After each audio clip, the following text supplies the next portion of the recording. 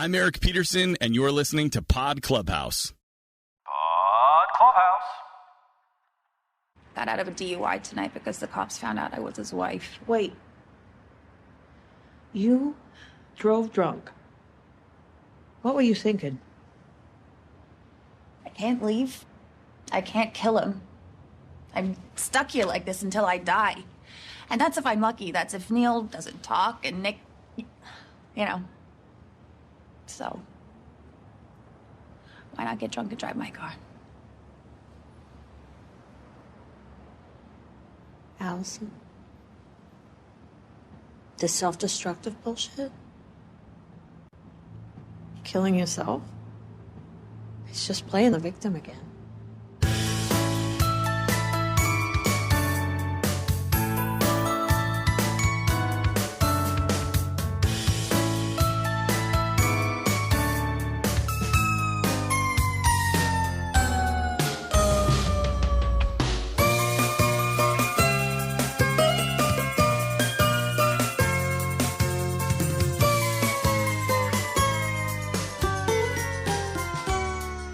Welcome to Kevin Can Podcast Himself, your dedicated after-show podcast for the AMC series Kevin Can Fuck Himself.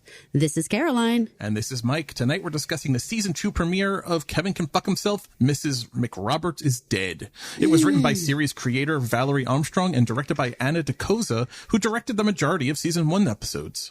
Just a community note, if you want to continue the conversation, please join us on our Facebook page. The group is called Kevin Can F Himself Fans. Come on over. We've got lots of people talking about the episodes, dissecting these characters down to their smallest of nuances. And just a reminder that we assume that you've watched the episode, so this is not a recap, step-by-step recap of the episode. We're talking about themes. We're definitely talking about scenes. But if you haven't watched the episode yet and you're looking for a recap of it, stop this, go watch the episode, come back and listen.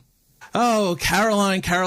Now, you and I have talked briefly because we did an intro for our Valerie Armstrong interview, which was our first content of the new season that we put out. And people should go to podclubhouse.com or subscribe to Kevin Can Podcast Himself at Apple Podcasts, Spotify Podcasts, wherever you listen to podcasts, and listen to that interview. I thought it was a really good one. I thought Valerie gave some great answers.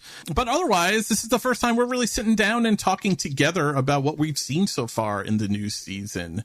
It's been a long time since visiting this family, man. I felt like when I was like sitting down, I was like, oh my God, I remember. It was a little traumatic, honestly, to sit back down and be like, I'm back in her situation again. I wasn't fully ready. Like I was sitting down all like summertime tan with my popcorn ready for watch my show. And then I was like, oh my God, I remember this is pretty bad stuff. We don't pick a lot of great happy shows. I mean, Handmaid's Tale, Westworld, Kevin. I mean, The Gilded Age has been the biggest hoot show that you and I have talked about. I know, but what happens with those shows, as this actual series kind of points out, is that, the majority of things that happen that we want to talk about, it happens in the single camera dramas. That's what we want to see. So it's just difficult to talk about those multicams because it's hard. You're just repeating the jokes and being like, isn't that funny?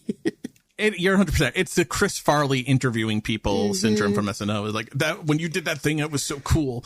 That's what you end up doing with the multicam stuff. So 100%. Not our speed. Let's talk about the title card.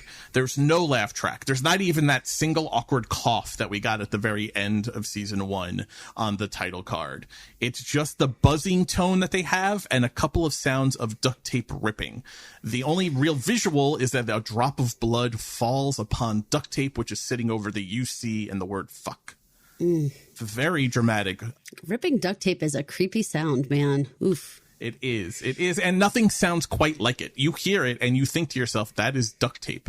And you know what I also think? I think something's broken because that's the only reason why you got duct tape out, right? So the second you hear that, it's like someone is trying to frantically mend something that has broken. And there's a lot of things that got broken in this episode. Yes. Emotionally, psychologically, to say physically. Nothing of the beer bottle over Neil's head, which ended season 1. This episode's runtime was 40 minutes and 57 seconds. 10 minutes and 3 seconds of that episode was spent in the multicam. Well below, I think, the season 1 average, where I feel like we were like 13 to 17 minutes on average. Yeah, we were getting more like half and half, and this was definitely drama heavy. You know, when I talked to Valerie, I asked her about that, and she admitted, she's like, I've never put a clock on it. I said, but we have. We put a clock on it. But it usually felt like it was more of like a 1/3, 2/3 kind of thing. This was dramatically less. And I asked her about, are we going to see more of it because the single cam has become more of the story? And she said, you know, it's still important to tell the multicam sitcom because that's a core part of the Kevin experience, is that multicam story, and everyone's world still does revolve around Kevin and spin off of him. That's the connecting fiber between all of these stories. And so you're definitely going to see the multicam, but she said, yeah, you probably can expect to see more single cam action, especially with Neil being over on that side now for the season. For all those people that complained about the multicam and didn't like it in season 1, this might be the season for you. You might be, right. might be in your glory this coming season. So I think so. What did you think about this victim talk that we've had throughout this episode? I mean, I felt like there was a lot of it. It was difficult to figure out exactly. I mean, I know you could see in the moment. I mean, someone getting choked, obviously, right? Like you're getting neck bruises, all that stuff was happening. We're going to look at Allison as, you know, a victim, but there's so many other victims going on here. I mean, including Patty, where it was like, I felt like she was in a no-win situation. She can't let her brother kill somebody. She doesn't want to necessarily have to step in or do anything like this. And so now she is now going down this road. There's a lot going on here. The show was walking such a fine line, and I think it's actually doing a remarkable job at it, that in any given scene, someone can be a victim, and then in the next scene can be the perpetrator, or can be manipulating that victimhood, which really undercuts the feeling of it. This theme played out a lot in this episode, this idea of playing the victim versus being a victim versus using your victimhood, which is legitimate, but manipulating it and overusing it. We see, I think, all of that, and I think you're 100% right. Definitely, obviously, with Allison. There's an aspect of it, and it's less in this episode, but we're going to see it more in this as the season progresses, where there's an argument that maybe Neil is a victim. Mm-hmm. Certainly see it with Patty. Patty is stuck between no good solutions. There's a great scene in this episode where Neil, tied to the pole, says, you know, what could justify killing my best friend? And then she shows her neck and she's like, do you remember when you did this? And she's like, they're all bad. Patty has to chime in with these two children, essentially, and say, it's all bad. Nothing here is good. It's all bad. And everyone's a victim kind of thing. But that really puts her in the victim mode, though she doesn't really seize upon that or play it at all, because everything that's happening here is affecting her life, and it's also affecting her relationship with Tammy, and presumably will continue to affect her relationship with Tammy. Oh, definitely. I don't see that tension going away at all. I mean, I think it's so important to the show to be having Tammy. Although I got to tell you, Tammy has not grown on me as a character at all. And so I'm very much like having a little bit of like I get it, to keep her in there for tension and for the narrative device of having her around. But man, I don't know. It's the more that time goes on, the less that I really want or believe that a person like Tammy and a person like Patty would really be together. Well, because I think Tammy has a lot of Kevin-esque qualities. Yes. Think back to season 1 with the ordering the drink and all that stuff. Yeah, rewatching a lot of that, and then just her kind of, I don't want to say condescending. Condescending feels like it's too much, but the correcting her on how Patty is doing all of this just really didn't rub me the right way. And I think it's the character. I think it's how the character, I don't know that we're supposed to be rooting for Tammy. I think we're supposed to be rooting for Patty. I don't necessarily think that we're supposed to be rooting for Tammy and Patty. That's fair. I want Patty to find her happiness. I want her to find her identity. I want her to be her truest self. But I don't know that I want her to do it with Tammy. Well, and I also think that if you took each character and you like had them be the point of view, no one is getting what they really deserve, right? No one is getting the partner or the person in their life that they really need, right? Whether they're your sibling, you know, if it was from Tammy's point of view, I'm sure she would want, you know, someone who wasn't dragging along the baggage of this brother, or, you know, have this stupid neighbor or whatever, all the things that Tammy is reading into that situation. Like, no one's getting what they want. Everyone's settling for whatever's happening. I want to get back to the theme of victimhood, but let's stay on Tammy and Patty because we can knock this section of the episode out pretty quickly, I think. Tammy is a cop, and from all things that we've seen, she's a good cop. She is an inquisitive cop. She definitely, holds her partner Bram up and makes them a competent duo. But personally, man, Tammy is not picking up on clues. Like, I can't figure out if she's just giving a lot of benefit of the doubt to Patty because she understands Patty is going through all of these questions and her coming to her identity in real time in front of Tammy. And so she's giving her a lot of leeway, or Tammy really is just not observant. I mean, Patty is not a good liar. Patty doesn't handle pressure situations particularly well from a fidgeting and stammering standpoint. And Tammy's not asking any of the hard-hitting questions that you would think a cop especially would be asking.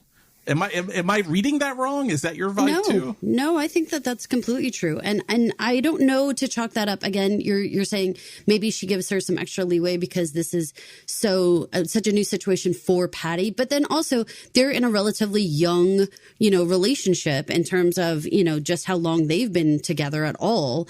Even just meeting each other. We haven't gone like years and years and years or anything. So they're still kind of feeling out the situation. So I guess there's sort of that element too of like, she does seem to act like she is paying attention to certain details, but she lets a lot slide for a lot of reasons, I think. And then I'm also going to go with sort of, they really paint this town as nobody has a lot of choices. There's just not a lot of good picks out there. So if you find someone who, has a job and seems like, they're generally a good person, you may have to put up with a lot of other weird things in their life, right? In order to be in a relationship. I find actually her jealousy issues with Allison, though, very believable. I think it's actually one of the best nuances of the character is that she is giving a lot of leeway to Patty. She has a tremendous amount of patience. It really hit me for the first time when they were in the diner, and Patty, who says she's sick, but then says, let's go out, taking it from Tammy's point of view. And then they go to the diner and they're just sitting there in silence and not talking. They're not making eye contact. Patty's not looking at her. And it struck me that Tammy has a lot of patience for Patty. So whether it's because she's very into her and really wants to be as nurturing as she can to this young relationship, or like you're saying, it's a feeling of there's not a lot of choices in this small, Massachusetts town. That's the way I feel they've painted it on the show. Whether it's true or not, I don't know. But it doesn't seem like within their age group, within everything, there's just not, it's slim pickings. This is where I think I kind of backed into the idea of she's just giving her a lot of leeway and rope. This is the best bet she has going, but it translates into her being kind of a very patient. I mean, not a lot of people, especially in a young relationship, are showing up so early in the morning on what looks to be a chilly day to assemble porch furniture. I mean, I think Tammy gets points for that from a partner I agree with that. So I agree. The other thing, to speak to her patience, if you are working in this police department, the few slivers that we have seen of the police department have been like, I can't really imagine working with these other people. I mean, they all seem like you would have to have the thick skin and a lot of patience and put up with a lot of silliness the way that they're portrayed. Yeah. I think that's right. But, knowing Patty's background with the drugs, with everything separate from all the things that she's gotten up to with Allison and with Nick, just her pill pushing days from the salon, just the fact that Tammy is not putting all of this together also makes you kind of wonder, like, is she being willfully ignorant of these things? Is it more than just being patient or more than not being observant? Because I think they've described her as being an observant person. She notices things. It's that she's willfully ignoring things when it comes to Patty, which is interesting because you have to think this is only one of 8 episodes this season. Will there come a point where Tammy won't be able to be willfully ignorant of Patty and her actions and the things she gets up to with Allison? It'll be interesting to see as our season goes on, but they definitely have set it up as, Tammy is wanting to be more involved with Patty's life, and Patty is having a hard time. It's hard to know how Patty would have acted had all the other insanity not been going on. Like, would she be so open to having her, come into the house and hang out and stuff, like unexpectedly in her own mind, like so early in the morning? Was she the type of person to ever be okay with that? Is she always going to be a little awkward? I don't know. We'll have to see how it plays out. From a relationship standpoint, I want to give Patty a lot of credit here, because I think when at their diner and Tammy starts getting into Allison and kind of grinding that axe she has with Allison and how much do you really know her, and being kind of a jealousy girlfriend questioning kind of thing, Patty makes a really smart move here where she draws the comparison that Allison is to me as Bram is to you. They're full of nonsense and bullshit, but they also have our back when needed. Our lives have thrown us together, so we have to put up with them to an extent. Now, that downplays, I think, Patty's feelings for Allison, and it definitely downplays the amount of involvement that Patty has with Allison's life now. But for diffusing a jealous situation, I thought it was actually a really smart move to make that comparison to work, because Tammy is the kind of person who's going to appreciate that kind of analytic response to the situation. Right. And getting thrown in with people that, like, you don't necessarily choose. It's just, right, these are the people in your circle. Right. Like, ugh, I don't want to be with Allison. It's just my brother and Kevin and, you know. They're my next door neighbors and all the other stuff. 6 degrees of that. Right. Yeah. We all have to deal things with our next door neighbors kind of thing. But smart on Patty's part, though, because Patty, a lot of times, especially when it comes to Tammy and talking about it with Allison, she either up to this point has ignored the question and tried to move on from it, or just kind of gotten flustered and flabbergasted. This was well reasoned, and this was a moment of Patty actually getting her feet underneath her and having a good retort to it, which, if she's going to keep the heat off of her and Allison and their activities, she needs to keep Tammy calm about that relationship so that Tammy doesn't dig deeper into that relationship. Well, and also it's going to be like one of those kernels that I think that determines, you know, how this episode ends up, because, you know, she's one of a couple of times when someone questions the relationship that Patty has with Allison and like basically is like picking at it and making her examine, you know, what is my relationship with Allison? How does she treat me? And what is she doing? That, you know, without sort of that outside voice making her reflect, I don't know that she would. Let's go back to victimhood here, because I started to talk about it before and then I got myself sidetracked on a tangent. The show has a fine line to walk, because you're seeing a woman in Allison who has been emotionally abused by Kevin. I don't care what your response to that is. I've seen that's not abuse what Kevin does to her. I hard stop disagree. And when you say you don't mean me. You mean no. Listener. I people that watching people discuss this show outside of our world here. It's an abusive relationship. He is emotionally abusive to her. If you don't like that stance that we're taking here, then this is probably not the podcast for you. She's emotionally abused. She's actually been literally physically now attacked and abused by Neil. Those marks on her neck are tremendous and they are scarring, and it is painful to watch. The show is also showing aspects of Allison, though, where she's using that in a way that's very off-putting. It's hard because you don't want to be the show that blames the woman for being abused, but you also have to show that people are human, and if they have an agenda, they will use what's available to them to sway the agenda in their favor. And this episode in particular does both of those things, and I think it does it really well. But man, it's so tricky. That is a tricky writer's room to be voicing it so that you're not painting Allison as responsible for her own making, but also showing Allison as having a role in her own making. I've never heard him before.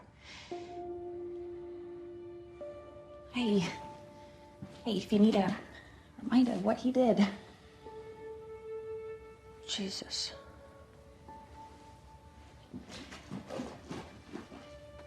Basically saving my life. I don't care what you think. You had your hands on her. What excuse could you possibly have? It was an accident. Every report card I ever got said I don't know my own strength. And it was bullshit then. She tried to kill someone. I could argue as self-defense. Oh, God. Just stop.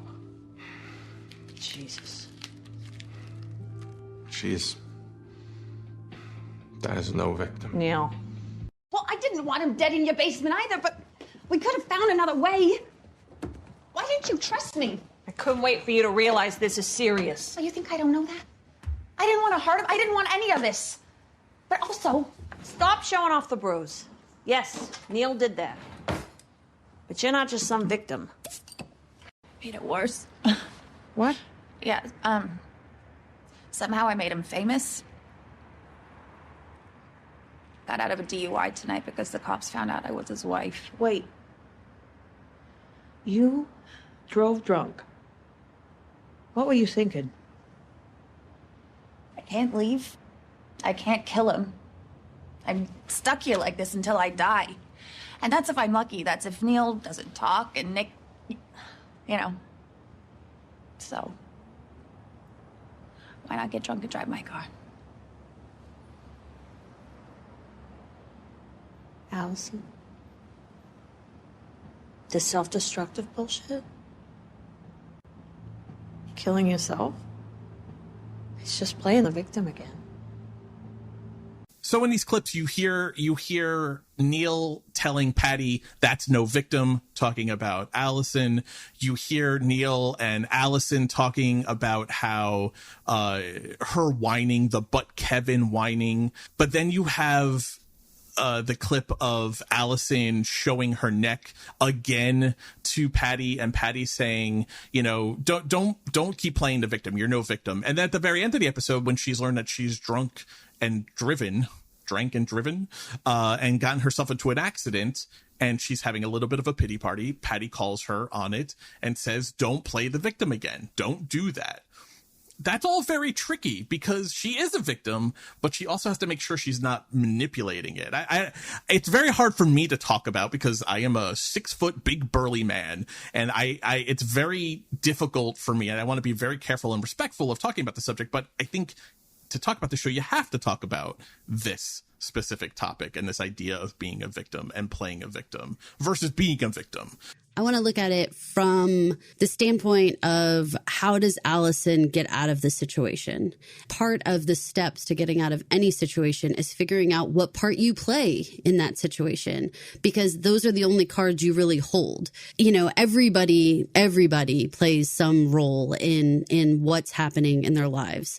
Some definitely have more control over it. Some have less, but there's something. You might have some cards to hold. So I feel like it's fair to say, hey, let's back up a little bit and let's see, what approaches have you been taking? What input have you been giving into this situation? And then I'm going to take it from the standpoint of how can you rework that in order to get out of this? So that's not like victim blaming so much as figuring out what your resources are and figuring out where your power lies within a situation, because you have some role in it. Does that make sense?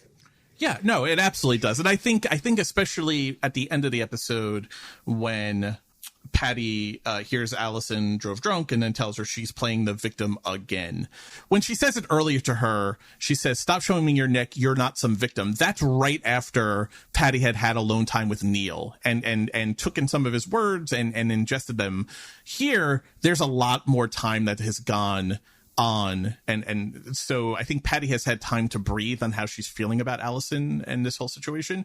So when she tells her at the end of the episode, you're playing the victim again, I think you're right. I think she's telling her, stop living in the past and start moving forward. Because another theme of this episode is I lost count how many times Allison said some version of, we'll figure it out, or we just need more time, or we'll figure it out. I mean, that's not a plan. She's just stalling this entire episode. There's no planning going on here. I think that one of the conversations with, not so much with Tammy, but definitely the conversation with Neil really opened my eyes to that Patty has had a long history of being in scenarios where someone has taken advantage of her. And so she, again, plays in her own life, her own role. And even though she seems like she's a pretty tough person, we kind of go around the entire circle with her because she, says to Allison, basically saying that she pays Neil's rent and is like always getting him out of jams and stuff.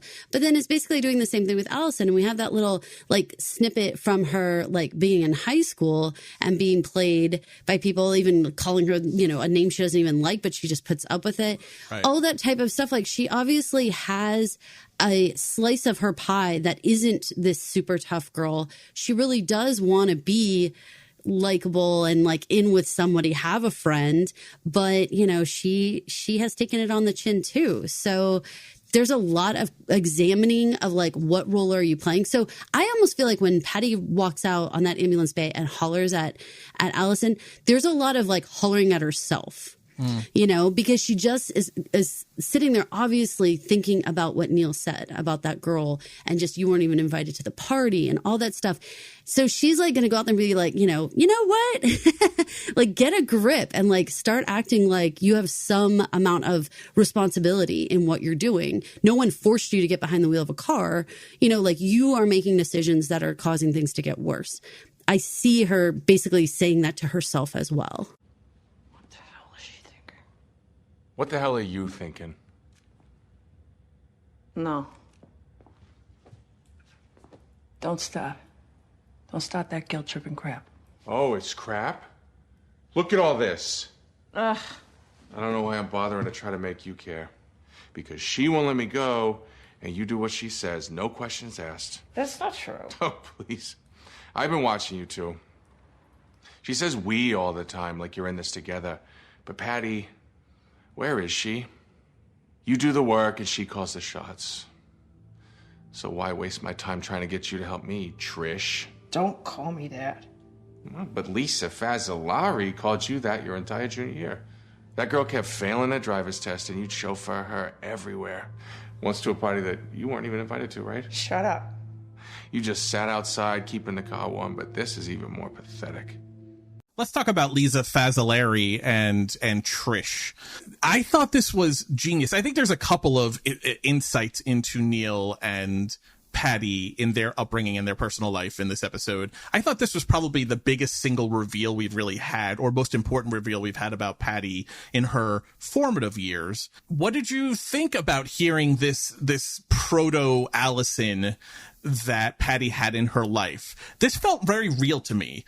That this would be a repeating pattern, that Allison wouldn't necessarily be the first go along to get along woman that Patty's had in her life. The fact that she had a version of this in high school, it broke my heart. The idea, especially when he says, you even took her to parties that you weren't invited to. You just sat outside. That hurt my heart. That hurt my heart. Oh, so, the whole thing was, yeah. I mean, he was wicked vicious with his words in this episode. That one sentence in particular really felt like a real whiplash. Not as much as when he would say bitch. The 2 times he says bitch in this episode, I know, my felt God. like violence. As often as we've heard that word on plenty of HBO shows, there was something about him saying it that really came out like daggers. Yeah, it felt like, and I talked about this with Valerie, it felt like a violent act. It felt like a literal slap or punch every time he said it. And, you know, big props to Alex Bonifer for just personifying this single cam terrifying version of Neil. It's such a good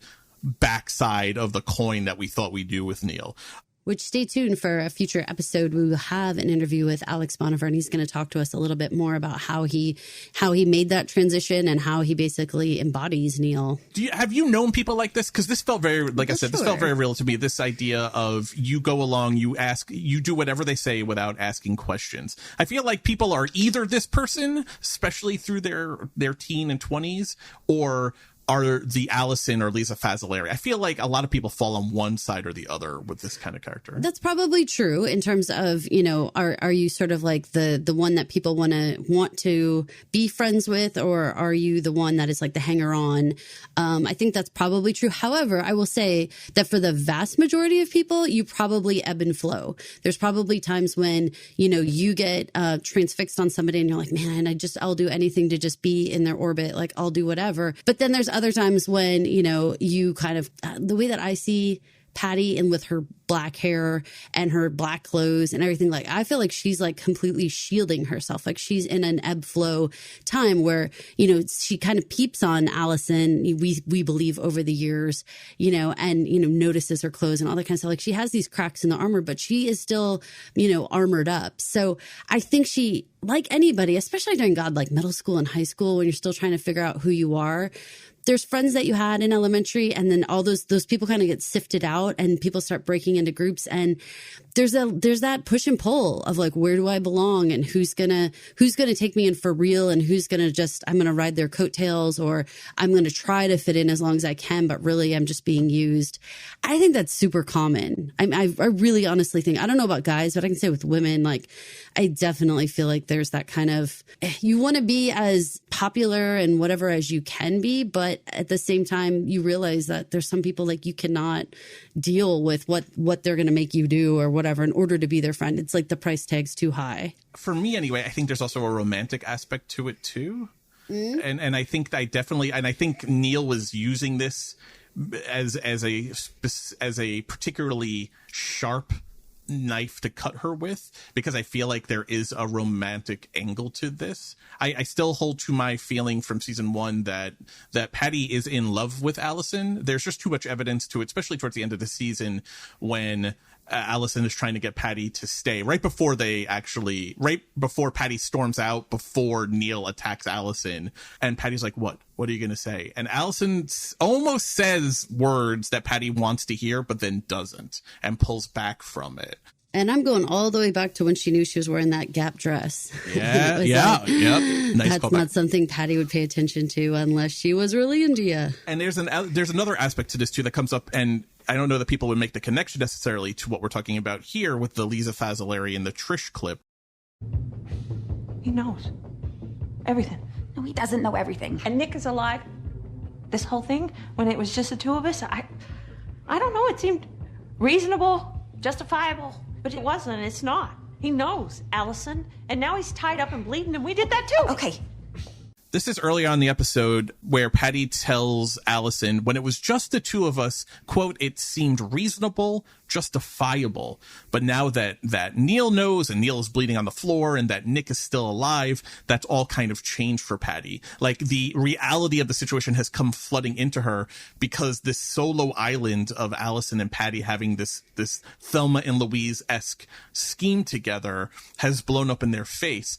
But it only seemed justifiable and reasonable to her, maybe not only, but I think in part because of this, I'll go along without asking too many questions. And I think the biggest takeaway for Patty in this episode is that listening to Neil and taking in his words and being snapped out of the power hold that Allison has on her, she says to her later on, I won't just go along without asking questions anymore. I thought that was a huge thing for her.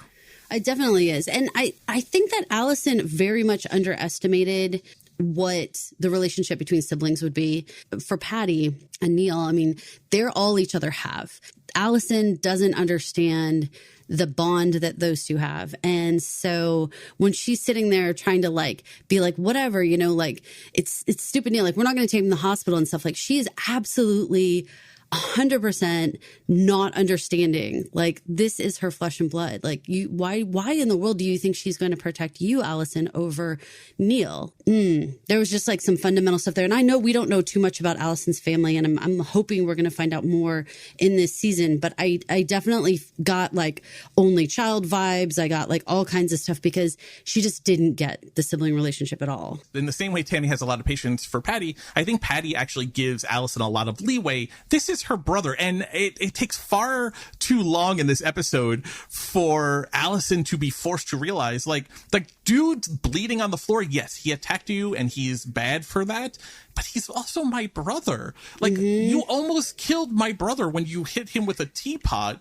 because he woke up. This again, words is violence. Oh, like I'm just gonna believe you?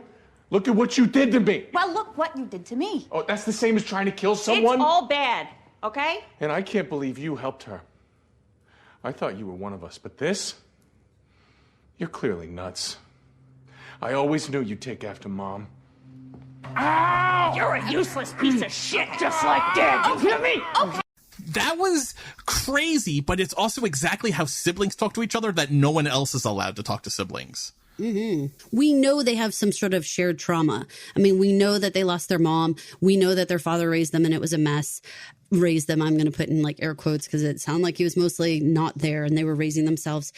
I think that Allison, again, she can make me a little bit crazy in how much that she really does not have any empathy or even any like eyes open to what other people are going through. And I think we see that throughout this episode, but I think we're going to see it throughout the season. We certainly did in season 1, where I felt like she was just busting in on people's situations and acting completely obtuse to what their point of views would be, which fascinating to me. She doesn't actually have very good like emotional IQ. She has horrible emotional IQ. And I think there's a good argument there because of her situation with Kevin. It has been, I don't want to say beaten out of her, but it has been drummed out of her to have emotional IQ, that she has to spend all of her waking time protecting herself so that she doesn't go insane because of her situation with Kevin. But is that Sam's fault? Is that Patty's fault? Is that anyone else? Is that Diane's fault that she lacks this empathy to be a human and a friend to them?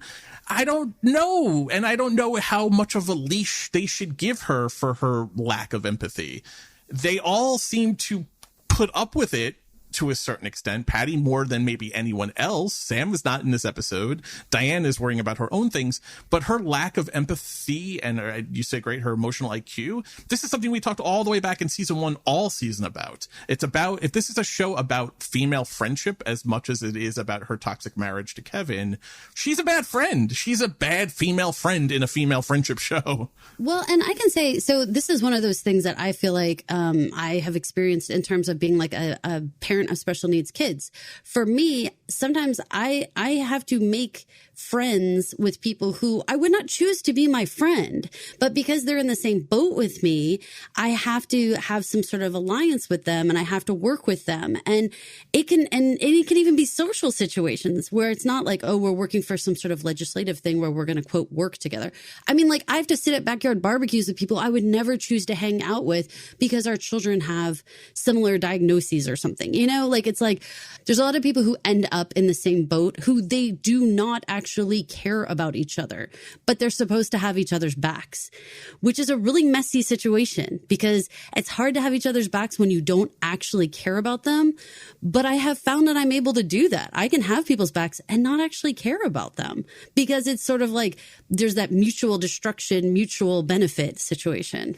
Right. And I agree. And I think that is a big propellant. Allison spends a lot of time in this show and in this episode and, you know, without spoilers, in the next couple of episodes, talking to Patty and telling her how much she loves her and how much she needs her and her friendship means so much to her.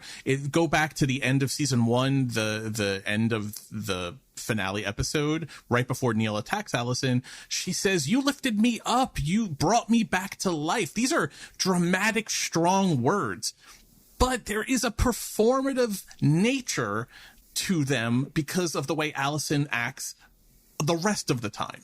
When she's not giving a good monologue about how much her friendship means, how much Patty's friendship means to her, she acts in a way that makes you feel like that is just a performance that she's putting on when she says those kinds of things. Or the amount of times I feel like if you went back and watched the episode and you listen or watch season 1 and keep watching through this one, how many times you're going to hear her say, "I need this. I need this, but I need this. I need this," right? And Yep. and when you hear that, it's like, that's not a friendship. You don't go to people and say, "I need this." You know, it's like, I don't think she's ever tried to sell the idea completely. And I mean, because she has delved a little completely about how anything she's doing benefits anyone else. She just wants out of her life. That's it. And where most of us, I think, if you're going to find an ally, you got to find how it helps them, you know, to also be helping you. So with Patty, obviously, if Kevin's out of the picture, her life should be a little less insane just because, you know, Neil doesn't have this, you know, things blowing up next door and things going on like that in theory, but she rarely sells it to Patty like that, which I think that'd be a great selling point. Does Patty pay your rent? It was our parents' duplex. No, but the mortgage. She has to, right? Because you can't hold down a job for more than a couple of weeks. It's not my fault. I get overwhelmed.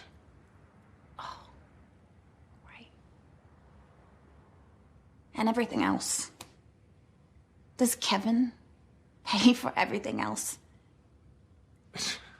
But how? I can't even get him to put gas in his own car.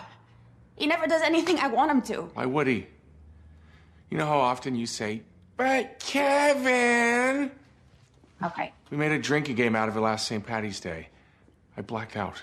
Well, you also took a header off Turtle Boy. And Kevin laughed till he puked, so it was a great day.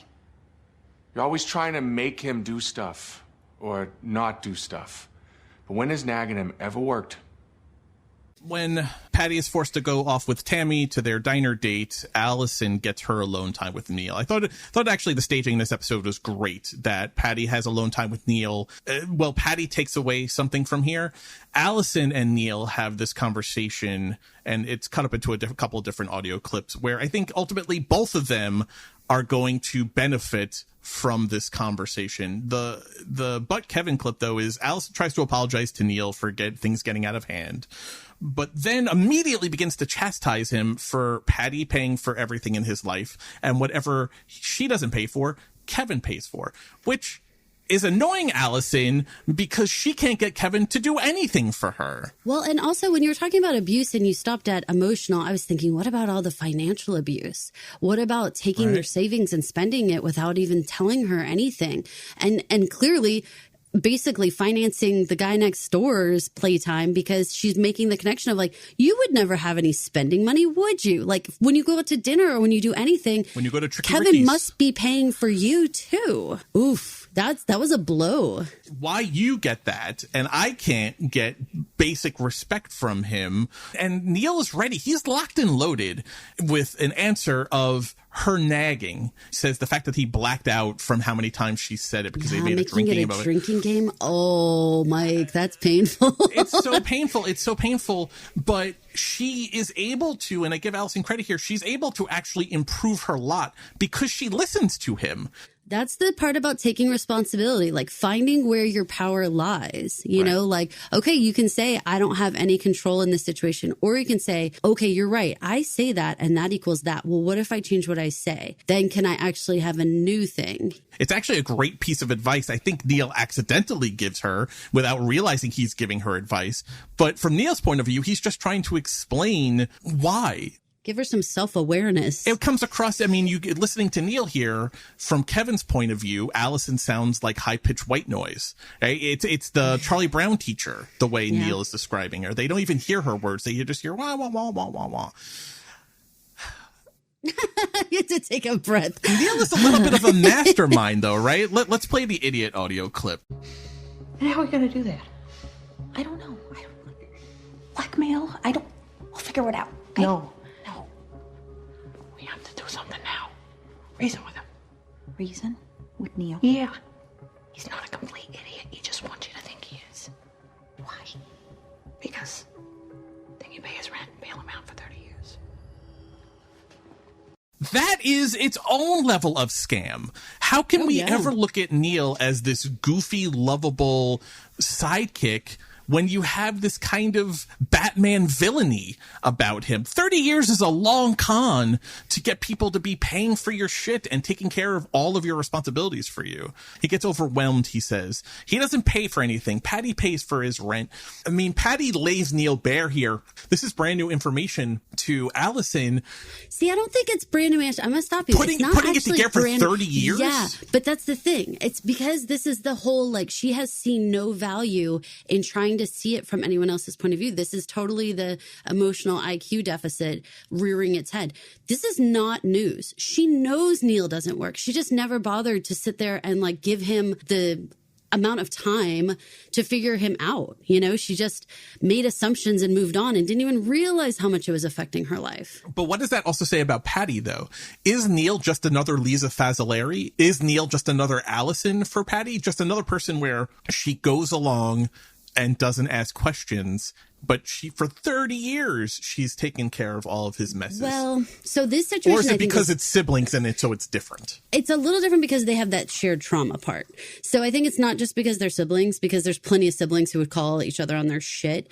But I think because they've really spelled it out, they had this very, very out there childhood. I mean, they told us that Neil found his mom dead. There's some sort of guilt there that maybe it will be revealed in the season 2 of like, maybe Patty was supposed to go into the room and she didn't, but it was Neil instead. Something where she's holding a little something on her heart that he had to deal with that and she didn't. If we're saying Allison has to reach the point where she can't play the victim and has to begin taking responsibilities to move on from her situation, doesn't Neil also need that same lesson? He can't keep resting on his 11-year-old self's trauma to the succubus nature of his sister the rest of his life. At some point, doesn't Neil have to begin making up and taking charge of his own life in the same way we're saying Allison has to? I think that's the healthy move forward, but I don't think it's the common move forward.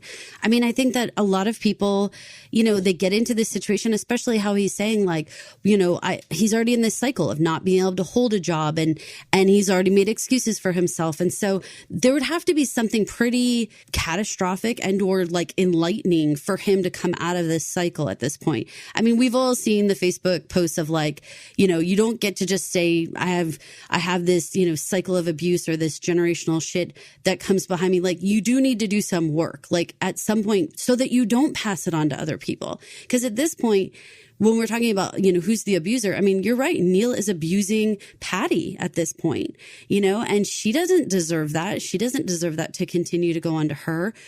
Yes, the healthy way to handle it would be for Neil to get some help, for him to deal with whatever trauma he had to see and experience and get like a job coach or do whatever he needs to do to be able to move forward. But there's no impetus for that. I mean, we can see when Kevin says stuff like he works like from 9 to 3 and stuff, like there's not a big push for, having this career or doing anything really other than like living in your parents' house, like that's good enough. So that's why you tried to kill him? Because he doesn't care when you whine?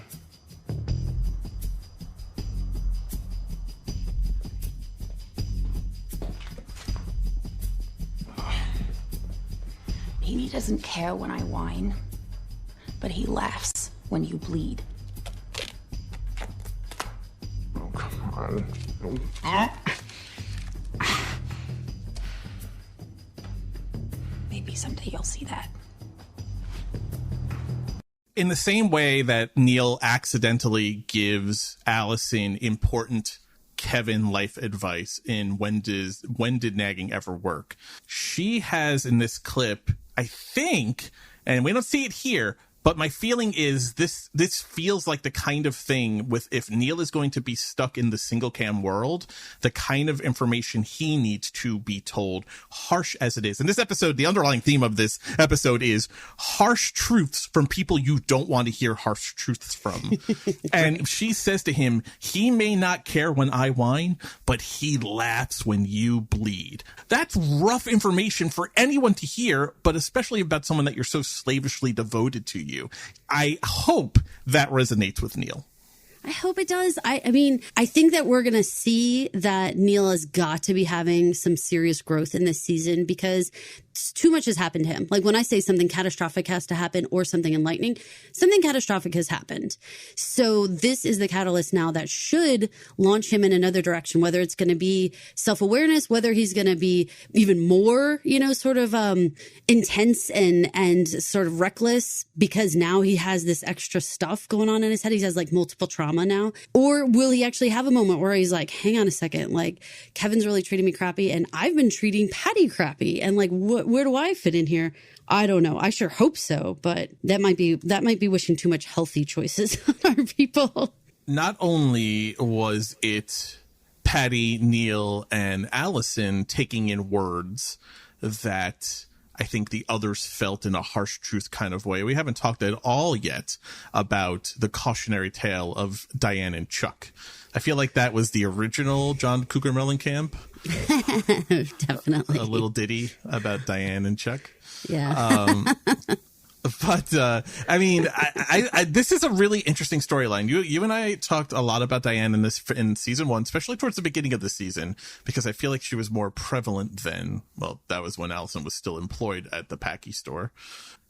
Diane was hopelessly devoted to Chuck and thought Allison should be the same. This idea of, right, the episode that comes to mind is when she takes the Belichick hoodie and she gets like Dunkin' Donuts like jelly on it maybe, and Diane is like disgusted by her. She's like, you've got to look cleaner and better for your man, kind of thing. And that whole mentality, the woman is there to serve the husband kind of thing. And we talked about how that is a mindset that exists for sure, and in this world seems to be very consistent, that Diane had her Kevin in Chuck, the same as Allison has Kevin, and that Diane just didn't understand why Allison wouldn't get on board with it. Well, fast forward to now this season, and this idea that for 10 years he's been having this affair with Tanya Iancono of the curly hair. Becky with the curly hair living across the street. For sure. Yeah, and it's kind of crazy, right? Because there are so many parallels between Diane and Chuck and Allison and Kevin. It really feels like everything Diane does, this is Allison's future in 10 years.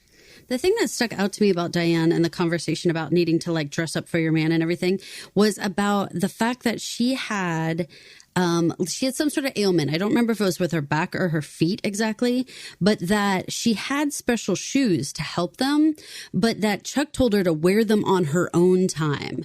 And she had to wear like shoes and things that were uncomfortable to her just for his benefit. All those years as he's like sleeping with another woman. Wow, that really it sucks.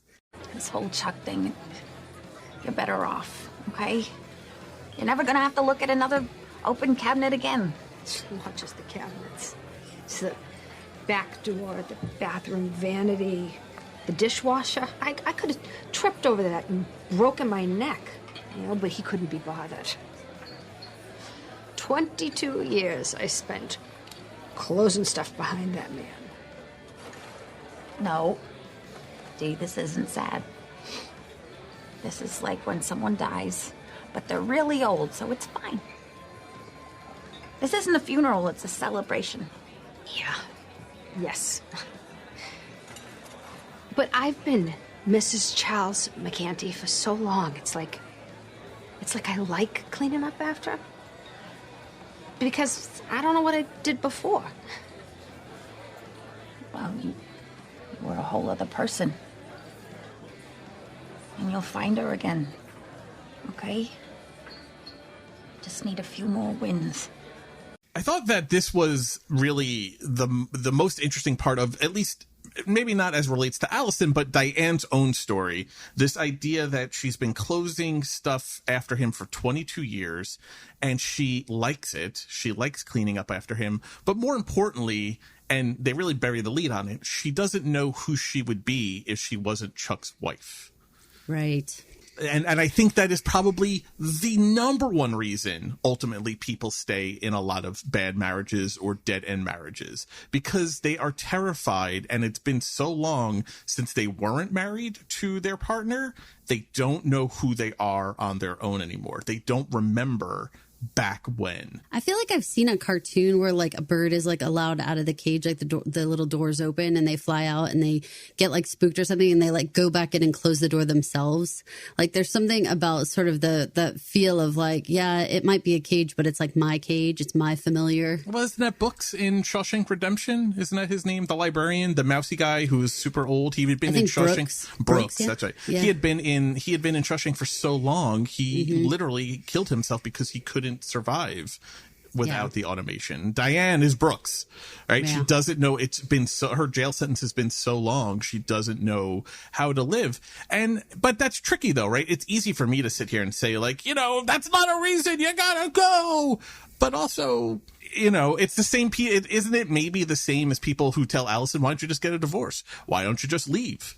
Yeah, 1,000%. And that's something that has continued to come up in our Facebook group and people on Twitter where they're like, I don't remember. Why doesn't Allison just doesn't leave? Why doesn't she just, divorce him? All that kind of stuff, which they answered all those questions very clearly in season 1. So if you don't remember, go back. But real quick, it's basically she doesn't have the money, the stability, the structure, the support system. She doesn't have for Allison, she doesn't even have a vehicle. She literally has nothing, no savings, no nothing. So how is she going to do this? What's reasonable? I remember her saying in season 1, she would have enough money for a bus ticket to go where and then do what, and why should she have to walk away from their house and their things and everything else? That's not right. Let's not forget, Kevin called the police knowing his wife had his car and reported it stolen so she would be arrested and pulled over. That's who Kevin is. I got a feeling that's probably who Chuck is. Here's the difference, though. Chuck lives, I would imagine, in the single cam world. This dark, very real, very dramatic single cam world. Now, we haven't seen Chuck, but I have to imagine he's probably not as quote-unquote jolly and fun as good old Kevin. So where is Diane supposed to go if she even can get out the door to go? I mean, that's what this whole episode is about. Were you okay with or disappointed in Allison's advice to Diane? There's a couple of scenes where she talks her through it. The first one, for people who don't remember, there's the opening scene where Diane first tells her that Chuck has been cheating and because she brought the hand truck over. Now, Neil is moaning in the kitchen and she is distracted there, but she says something like, "You're too good for him. Kick him to the curb." But then later in the bar, she does the toast to feminism. She says, "This isn't a funeral. This is a celebration. This is a win for you."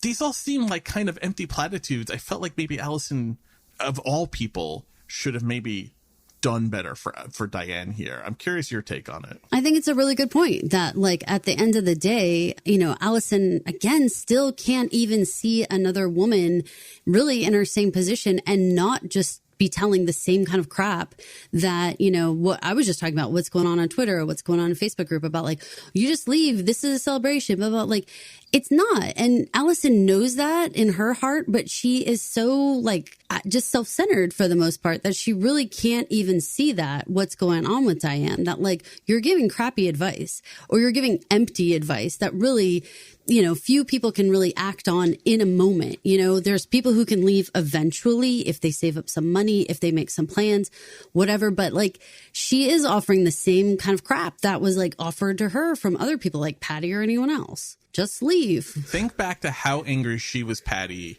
a couple of different times in the first season when she realized that Patty knew about all the money being gone. She knew all of the stuff Kevin was doing and never told her. The female betrayal that she felt and had, knives out for Patty. This is the same thing. Maybe she didn't know Chuck was cheating, but she's not really taking any time to be an empathetic voice here. And she, of all people, is the most well-equipped to be. That's why I was so disappointed. Not because I expect everyone to have great advice in all of life situations. Here, this is an ally who is now going through the same kind of thing that you've experienced. Maybe not cheating, but definitely the controlling, manipulative relationship. She needs to do better. And I would say I hesitate about that ally description because she has to be cautious around Diane. She doesn't tell exactly what's going on. She doesn't show her cards. She is, first of all, like you said, very distracted because she's using Diane from the get-go. She's only called her over to use her hand truck. So there really is no moment of absorbing what she's saying. She's just giving back this total canned response kind of thing. And she just never really, she's not a good friend to Diane. We go back to this whole thing about relationships and who's kind of using who. She just uses Diane the entire time. Now, to be fair, we have to also recall it is Diane who ratted out Allison directly to Kevin. Now, and I've thought about it becomes clear as the episodes go on. I think they flesh it out more. It had never been really clear, is Diane the blood relative of Allison or Kevin? Right, because it's like an aunt thing, an aunt and Uncle Chuck, right? Isn't that it? I think Diane is an aunt on Allison's side, not Kevin. All the more reason it was episode 4 or 5 of last season when she quits the liquor store.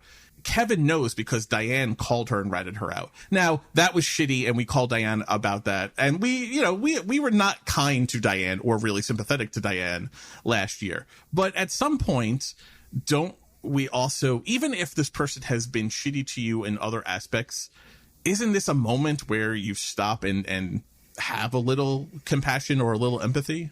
I mean, you would have thought, but I also think that there's such a desperation. And obviously, I mean, we know this whole tension situation where we really haven't talked about the fact that Neil's like tied up in the basement, you know, like, I mean, there's all this stuff going on. So yes, in theory, you know, had Diane shown up on any given Thursday or something and told her this, maybe she would have more of a conversation with her. But during this time and the desperation that everyone's feeling, yeah, I mean, she's just going to get, you know, these like side comments. And here's the funny thing, though, too. Diane doesn't seem to notice either. Like, neither of them are dialed in. Like, Diane doesn't roll her eyes at her comments. Diane is no more talking to Allison than Allison is talking to Diane. They're both just saying things. That's 100% true, and that's a really good point. The thing I think that left me feeling a little icky about Allison in this scene was in the bar, when she's giddy. I mean, she's literally giddy because she feels like she has scored a huge win with the Wild Dude ad, and that it's going to backfire so spectacularly, because up at that point, the only thing she knows is that Pete was horrified at it, and that the mayor called immediately to say that there was no way he was going to handpick Kevin as the replacement position. So she thinks she's got to win here. So when she says, you know, this is a win, this is not a funeral, it's a celebration, she's really just thinking about herself. She's toasting to feminism. She's giddy. She is drinking. She is smiling for the first time really in the episode because she's happy with herself. You're 100% right. She's really not, she's there with Diane, but she's not really thinking about Diane at all. And Diane is equally lost in her own brain. Like, she isn't really like being like, okay, well, what are you talking about, Allison? What should I do? Like, there's no give and take. They're both just saying things. Can I tell you the most unbelievable part of this episode? And this was a great episode of television. It was a great episode of Kevin Can Fuck Himself. Can I tell you one thing that I had a real problem swallowing? But then when I thought about it, it actually kind of makes sense. Hit me with it. That Allison knows Diane's phone number off the top of her head. I was like, that's radical that she would know a phone number and that be able to dial it into Patty's phone. But then I gotta tell you, I thought about it. We don't know that. I mean, we know Allison has a cell phone, but I think we discussed that we were pretty sure that Kevin probably programmed all of the phone numbers into Allison's phone because he's got that pompous ringtone. Yeah. So in the same way that she has to go to the library to use a computer because we've never actually seen a computer in the McRoberts home, she's probably someone, due to the necessities of her life, who probably still has to know phone numbers because she probably doesn't have a phone or a great number of people available to her that she has to worry about calling. I think that's probably true. Which is sad. Isn't very sad. It's a very sad thing. I mean, the fact that she has the bandwidth to remember phone numbers, and someone, I mean, how often does she talk to Diane, right? That she would call her so often she knows her phone number by heart. Well, initially though, remember they were co-workers. So I mean, there is like a whole part of like, you know, she probably did have to call, but you're right, 1,000% that it would be one of those situations where yes, you would have worked together and whatever. But I also think it speaks to like the lack of change, the lack of like however long that they were like nothing changes. It could have been the same phone number since Allison was a kid. Yeah, you know? That's 100% true. It's probably since they had like a rotary phone, Diane's had the same phone number. Probably. 22 years. I mean, I guess 22. I think these shows are actually taking place in 2020 timeline wise. We're talking late 90s. I mean, maybe I had a Nokia in like 98, 99. No, but, I definitely did not. Yeah, I mean, I was just coming off of having a beeper when I was an executive at Kmart in the late 90s. No one needed to beep me. I had a work beeper. For emergency blue light specials. That's it, where I would have to then go find like a payphone and call in because I didn't have a cell phone until 99. Payphone?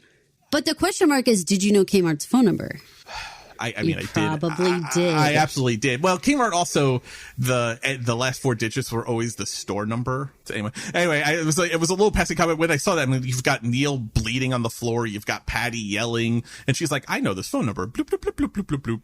That's one thing that we don't give Allison enough credit for, and I don't know that I want to give her credit for, but she is a cold-blooded mastermind when the pressure is on.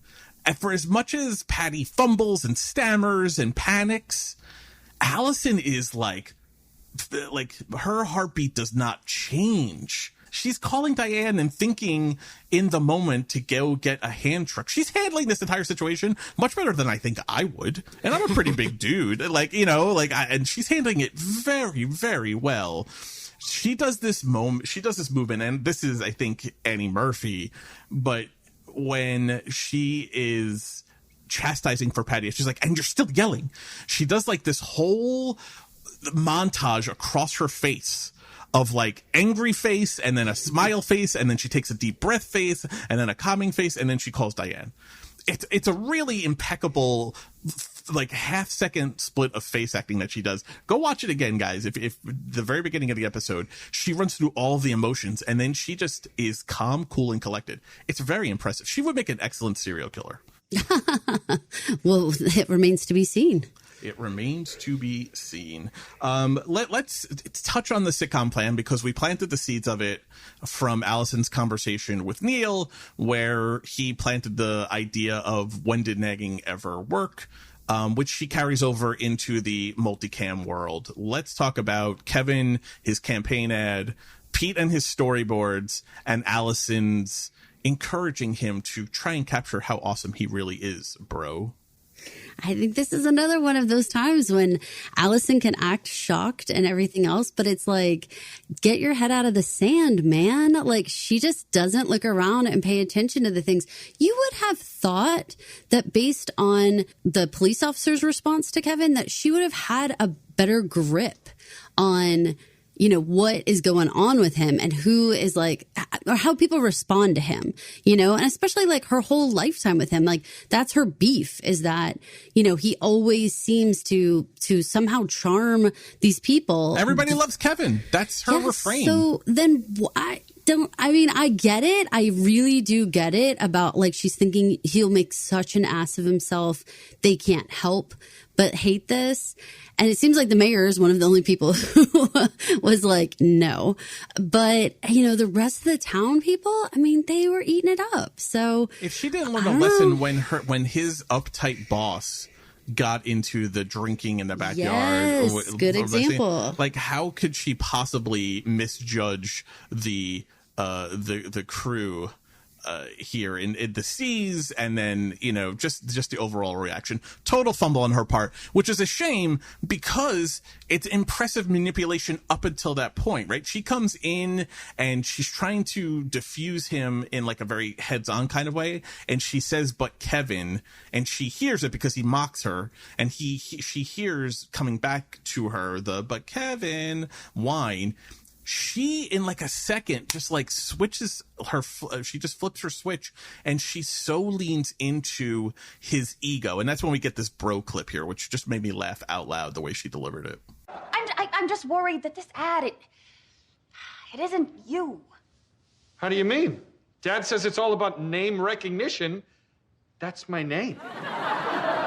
No, I mean, it just doesn't capture how awesome you really are, bro. And the whole face thing that she does and the shoulders as she really sells bro, it's really funny. It's again, we don't talk enough about Annie Murphy on the multicam side here. She's got some real good physical comedy here. The stuff that made people love her as Alexis Rose on Schitt's Creek, really she brings to bear here in these kinds of scenes. It really made me laugh. Pete comes in, he sees the ad, which we will definitely play at the end of this episode because he shoots the bad dude, and that made me laugh, that line. Anyway, so Pete comes in, he's horrified by the ad. Kevin mentions that Allison gave input on the original ad, which led to it being changed. That made me wonder if that's going to come back in some negative / violent / uncomfortable way for Pete cornering Allison about exercising influence over Kevin. Because remember, Pete is the one who really pulls Kevin's strings. And he thought he had this campaign ad done. When he left, it had all of the name recognition. It had Kevin spelling his name, letter for letter. And now Allison comes in, gives her input, and now it's this crazy ad. I am suspicious of all of the men in the show at this point. And there is a malevolence in Pete. We saw it last year. We saw him manipulate Kevin in the lie and walking through the tricky rickies. And just there's a lot there. And the stories we heard about Kevin's upbringing, which sounds like it was a very troubling upbringing. Did you bump on him naming Allison as an influencer? I think that it would 100% track with everything that we had been concerned about with Pete, because you're so right. We saw him along the way, manipulate Kevin or just whisper in his ear or whisper, he never really liked that Neil was around. It's sort of like that diluted his influence over Kevin sometimes. And so Pete deserves to play more of a role, because I could see we were wondering so many things about Pete last season, like how he was always talking about his heart issues and stuff like that. And we always thought, if anyone's going to come over to the single cam side, surely it'll be Pete. Like he's going to have some sort of heart attack, and then there's going to have to be serious conversations with Pete. And suddenly we're going to be over in the single cam world with him. That hasn't happened yet, but you're right. I do not think that Pete is someone we should ignore or someone we should not keep right on the board as going to be the next one. Yeah, he's not someone to sleep on. When he says, they're going to go full Mad Men, ad campaign and day drinking, I was Those drawings were so good. They were so good. And the fact that he storyboarded that in an overnight period. But the whole, I could totally see him working at Draper's, ad agency. I don't know about all that, but... Well, the day drinking, the possible explicit violence. Slick. Well, maybe he'd be like, what was the little mousy guy's name on Pete? Mad Men? Oh, yeah, it was Pete. There you go. There was something about the name. Pete Gamble. You know what? And I give Brian all the credit that he can make Pete float under people's radar as just he's just the dad. He's just this harmless thing, kind of a la going back over to something like Everyone Loves Raymond. The parents, they created so much chaos for that household. The in-law factor is very real and could be very, very poisonous here. Just one more thing I wanted to note from the sitcom angle. And again, I actually thought this was a pretty well-handled sitcom story, from the belt gag and the dropping the pants and the... I actually thought this actually worked as the kind of sitcom that they're going for and skewering and satirizing in this show.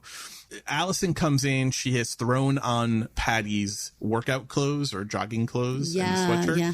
And they said, how many miles did you run? And she says 2.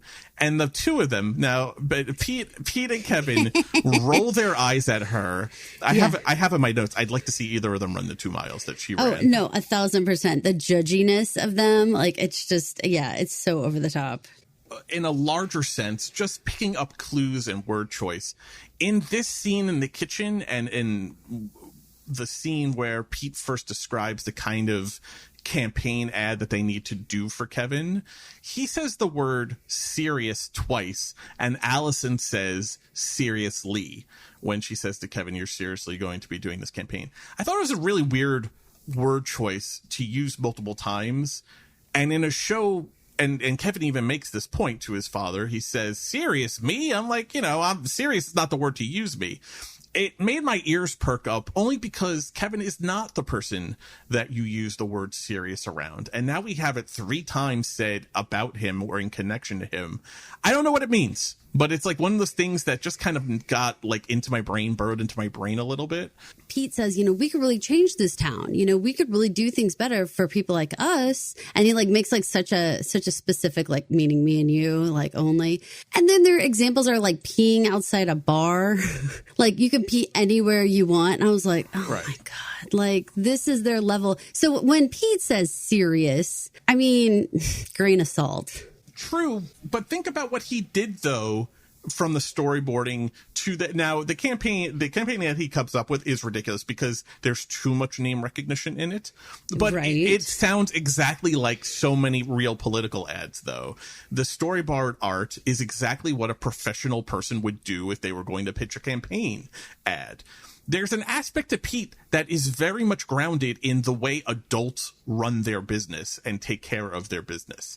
Now, he uses that power for the dark side often, but there is a very adult, mature way in which he goes about doing it, which I would argue is the most dangerous form of shenanigans that side of the show gets up to. He actually has some legit con man in him versus just being like a frat boy, stupid, acting dumb. Right. He's like, there is a legitimate, serious brain sitting on top of those shoulders that also wants to just, appeal to the lowest common denominator. Pete is a wild card that I think you always have to keep track of where he is and what's going on with him. I know we've been preaching that now for 9 episodes on this show, but I feel confident it's gonna pay off at some point. It will not surprise me if Pete is more involved because a little bit by changing Neil, you have to keep a buddy for Kevin. So if Neil is more and more sort of torn or not really knowing what to do, you have to keep this buddy for Kevin. And so I predict we see more and more of Pete. I agree. I think he's going to have to, by necessity, fill a little bit of There'll literally be no one for Kevin to talk to. The Neil-shaped hole in the wall, Right. So let's get to what I'm calling the birth of a plan, because it actually stems from Allison's interference or influence on the ad, the creation of the Wild Dude ad, when she's already drinking in a bar where her mood goes to happy to literally turning to ash in her mouth when she sees it literally has gone viral. I just said literally a bunch of times. When the ad goes viral, the bartender tells her that the Channel 12 news picked it up, and then the Boston news outlet picked it up, and it has literally gotten the definition of viral. It's everywhere. It has backfired on her. So she begins to drink even more, and then she gets into the car. I have a couple of things that make me crazy. Drunk driving is a big no-no for me. It's like one of those hot button issues.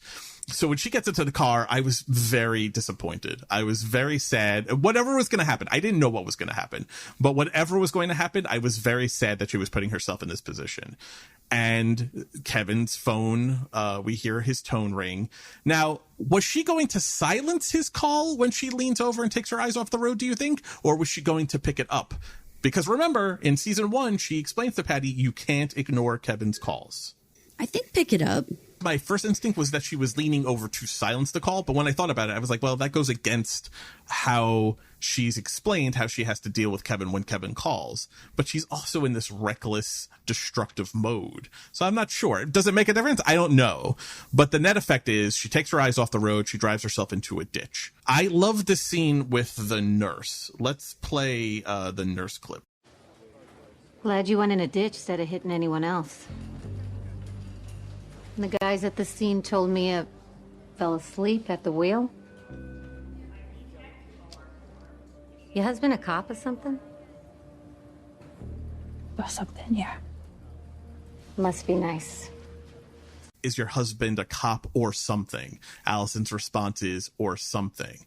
The nurse's response is, it must be nice to not get in trouble. Thank God you didn't hit someone and you only ran into a ditch. Now, this is important because early in the episode, Allison talking about helping Kevin reminded Kevin that she steered him into a fire hydrant so that he didn't plow into, I believe it was a group of children.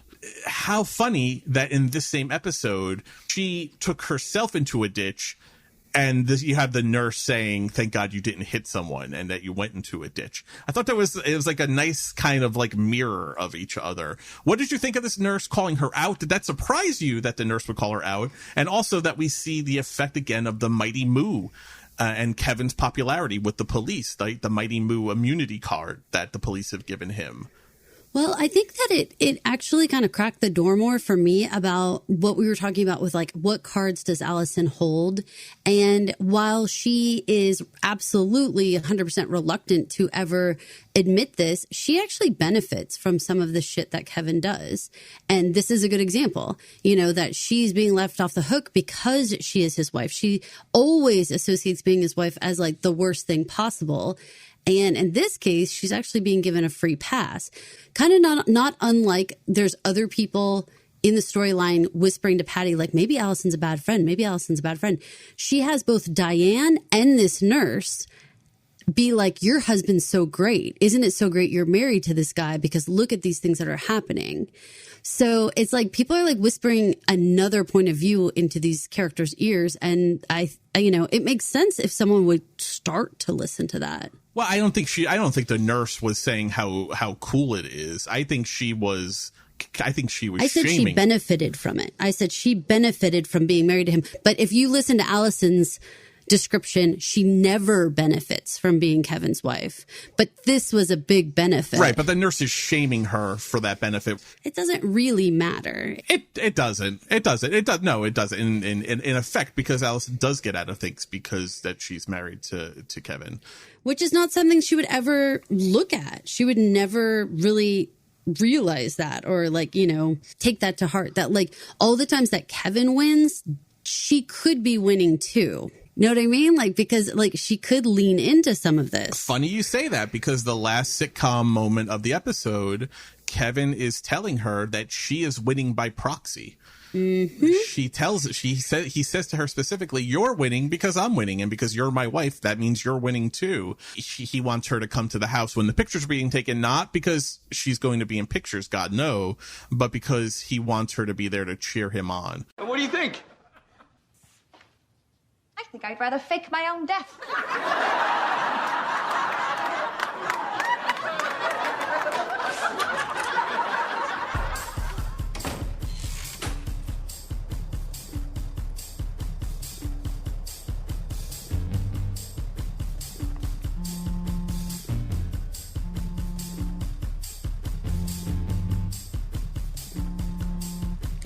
What? Patty, I figured it out. Allison? The self-destructive bullshit? Killing yourself? It's just playing the victim again.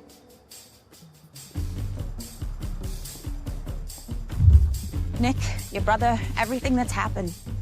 I know what we're gonna do. Put it all on me. I mean, she says what the theme of this season's going to be. Last season was let's kill Kevin. This season is I'm going to fake my own death. Then she leaves the voicemail for Patty saying that it should be put it all on me.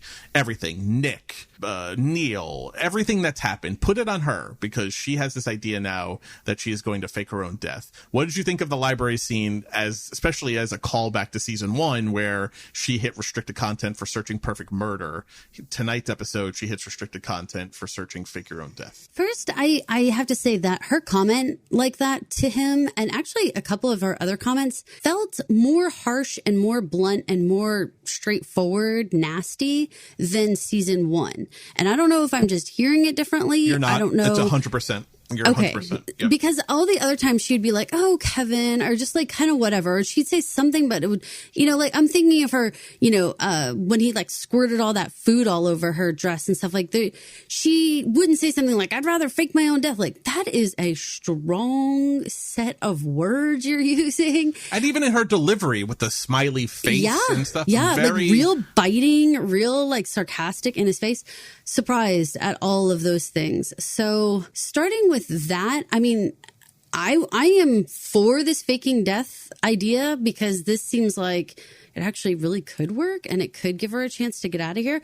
My whole thing that I'm a little struggling with is this concept that Kevin would hunt her down, that he would be that possessive of her, because like he doesn't even want to say he's married.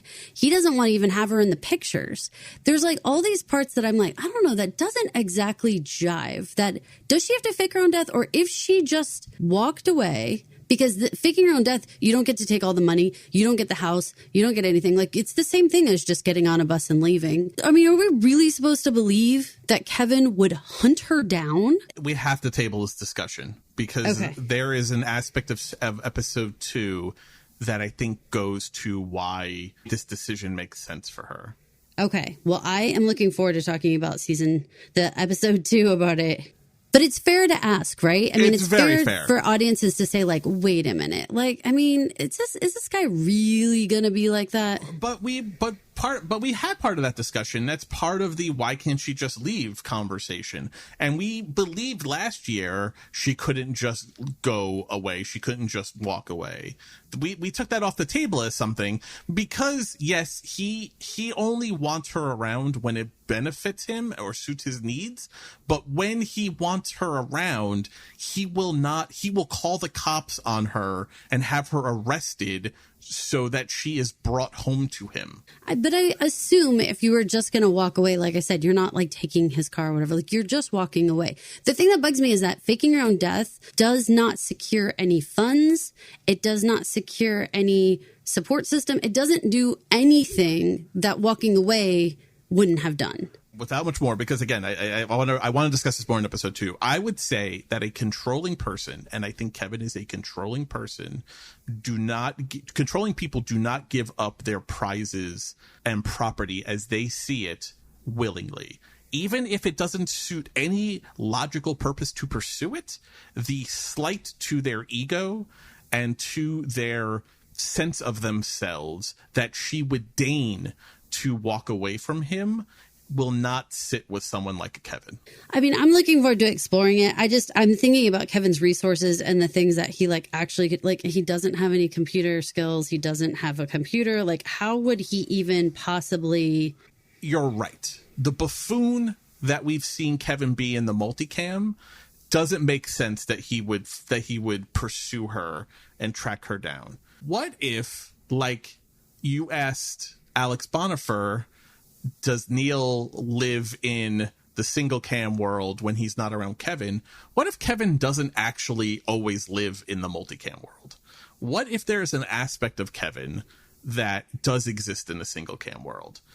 I think that version of Kevin McRoberts probably pursues Allison out of spite, if nothing else. See, and that's scary. And if that's where we're going with this season, I mean, I think that will be amazing because we need to see that sort of like what we were discussing, the sweaty haired, guy in the closet kind of like, here's Johnny kind of feel, because otherwise it's very hard to really think like, how is this woman not really being able to, and again, we can get back to like, well, financially, all this other stuff, she doesn't have the structure to do it. Cool. But she doesn't have the structure to do it faking her own death either. There's no money that she gets out of that in order to be able to run away either. This isn't that different of a plan. It just, again, you're right, answers the question of like not following her, not continuing to look for her. So we're going to need a little more meat. I'm looking forward to more episodes where that gives you a little more reason to think he would really follow her. I really think episode 2 has a good case for it, and I've been excited to talk about it. I think, and I think it makes aspects of this episode make even more sense why they're introduced. So the last thing I wanted to say is just in the library with the restricted content. For me, I thought it was a fun gag revisiting the bit, but it also was a nice full circle moment. It's episode 2 of season 1 where she goes to the library and searches Perfect Murder. She can't access the content, but that's the episode where she learns that people overdose from Oxy, and it's just kind of ruled like accidental overdose death, and no one really looks into it too hard because the guy has died in the library. Remember, I've told you, if there is like apocalyptic event, where should you go? The library, because it's going to have all the information of what you need to do to survive. So she can't get the information through the computer. But lo and behold, there was someone in there, the cop who was like checking out that dead body that did give her the information. The library always holds the answers. That was the scene in season 1 that set her on her path for the rest of season 1. And it's what brought her to Patty. It's what took her to Vermont. It's all, so many of the episodes of season 1 stem from that scene. From the library. And the library here is where we see her hatching that plan as we're hearing the voicemail she's left for Patty about faking her own death and putting it on her. And then we see her search it in. What a tremendous way to end the season 2 premiere. Love it. I'm excited about this season. I don't know how this is going to go. I really, really, really enjoy the idea that Pete and Kevin would be revealed that they also have their single cam life, and that it's more messy than we would ever imagine and more sinister than we would ever imagine. I think that's like a really exciting portion of it. That takes us to the end of another episode of Kevin Can Podcast Himself. If you wouldn't mind heading over to Apple Podcasts, Spotify Podcasts, or wherever you listen to podcasts and rate, review, and subscribe. And while you're there, if you could leave us a 5-star review, it helps promote the show. It helps give it visibility on those podcast players. We would really appreciate it because we'd really like not to have to fake our own death just to make you leave us a 5-star review. Thanks for listening. Thank you for listening. This has been an original Pod Clubhouse production. Pod Clubhouse is a podcast network dedicated to encouraging collaboration among podcasters and friends to bring a fresh voice and diverse perspective on a wide array of content. Please visit and leave a comment for us at podclubhouse.com. Rate, review, and subscribe to our podcast feeds on Apple Podcasts. Follow us on Twitter, Instagram, and Facebook. You can find us at Pod Clubhouse. Our DMs are always open, and we'd love to hear from you. Shh! My ad is on! Wow, dude! Down now! Down now! He is a cool dude! Down now! Down now! He shoots the bad dudes! Down now! Down now! The Worcester Wild Dude! The Worcester Wild Dude! Pod Clubhouse.